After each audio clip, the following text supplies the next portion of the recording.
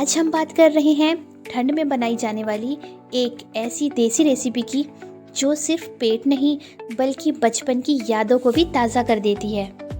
आज हम बनाने वाले हैं लहसुन के पत्ते के चीले, और वो भी देसी चूल्हे पर, बिल्कुल उसी तरह जैसे बचपन में बनते थे।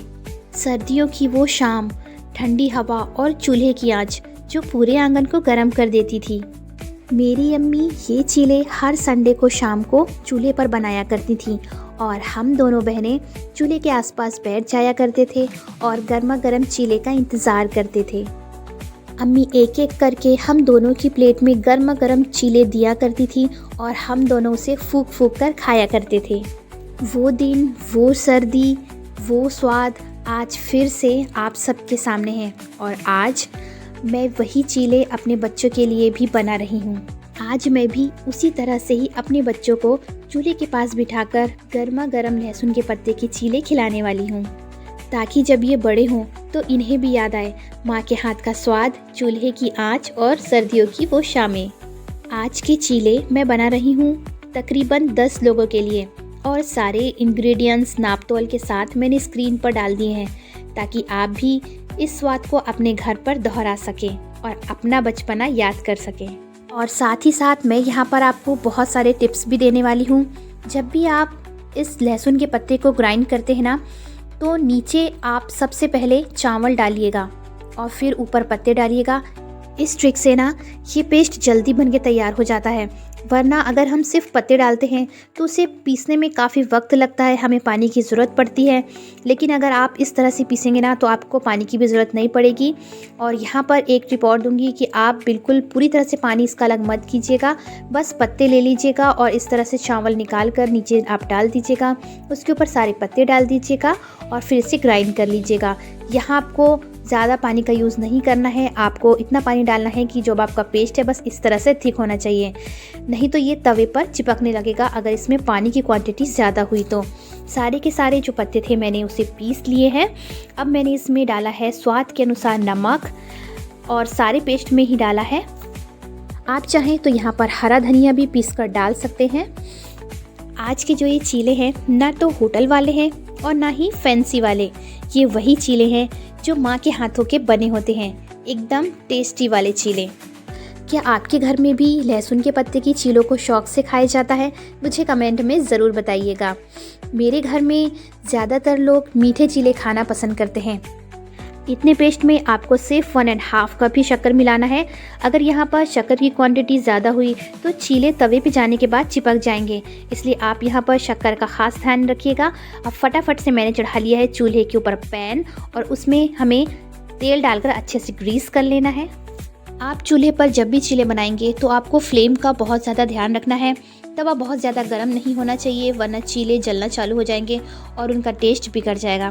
तो जैसे ही तवा हल्का सा गर्म हो जाएगा, आपको इसमें पेस्ट को फैला देना है। और यहाँ मैंने फैलाने के लिए चीले को इस तरह के आम के पत्ते का यूज़ किया है। आप चाहें तो यहाँ पर और भी पत्तों का यूज़ कर सकते हैं, बस ध्यान रखिएगा कि वो पत्ता जहरीला ना हो। मेरी अम्मी इसी तरह से पत्ते से चीले फैलाया करती थी और आज भी वही फैला रही हैं। और मैं आज बहुत ज़्यादा खुश हूँ, क्योंकि आज मैं अपना बचपन जी रही हूँ। वही चीला, वही चूल्हा और वही अम्मी का हाथ। यहाँ पर अगर आपको लगे कि चूल्हा ज़्यादा गर्म हो गया है तो आप लकड़ियों को बाहर थोड़ा सा निकाल लीजिए, और फिर लगे कि आँच कम हो गई है तो आप फिर से उसमें लकड़ी जोड़ लीजिए। इस तरह से आपको सारे चीले बना के तैयार करना है। हमने सोचा कि सबसे पहले हम घर के जो सबसे छोटे सदस्य होते हैं उन लोग को गर्मा गर्म चीला सर्व कर देते हैं। तो सबसे पहले मैंने बच्चों को चीला दिया, और उनकी खुशियाँ और फूंक मारकर खाने की मासूमियत को देखकर दिल खुश हो उठा। उसके बाद मैंने चीला दिया अपने फादर इन लॉ को। उनकी तारीफ़ और हल्का सा मुस्कुराना, सब कुछ बिल्कुल वैसा ही था जैसे हमेशा से घर में होता है। और फिर हम बाकी घर के मेंबर के लिए चीला सर्व करने लगे। सब ने मिलकर एंजॉय किया और वही बचपन की सर्दियों की यादें ताज़ा हो गई। यहाँ पर बात आती है सॉल्टी चीला और स्वीट चीला। अगर आप सॉल्टी चीला बना रहे हैं तो उसके साथ आप किसी भी तरह की चटनी या मक्खन के साथ इसे एंजॉय कर सकते हैं। और अगर आप यहाँ पर स्वीट चीला बना रहे हैं तो उसमें खुद ही स्वीटनेस होती है, अलग से उसमें किसी और चीज़ की ज़रूरत नहीं पड़ती है। अगर आपको ये वीडियो पसंद आया अगर आपको ये देसी घर जैसा बचपन वाली खुशबू और स्वाद महसूस हुआ तो प्लीज़ मेरे चैनल को सब्सक्राइब ज़रूर कीजिएगा। और अगर आपने अभी तक बेल आइकन दबाया नहीं है तो तुरंत दबाइए, ताकि आपको मेरी हर रेसिपी सिर्फ चूल्हे की खुशबू और देसी स्वाद के साथ ही नहीं बल्कि पूरी कहानी और यादों के साथ भी मिलती रहे। वीडियो को लाइक और शेयर करना मत भूलिएगा, खासकर उन लोगों के साथ जो सर्दियों में घर जैसी खुशबू और स्वाद मिस कर रहे हैं। और कमेंट में ज़रूर बताइएगा कि आप ये चीला कब बनाएंगे या बनाने वाले हैं।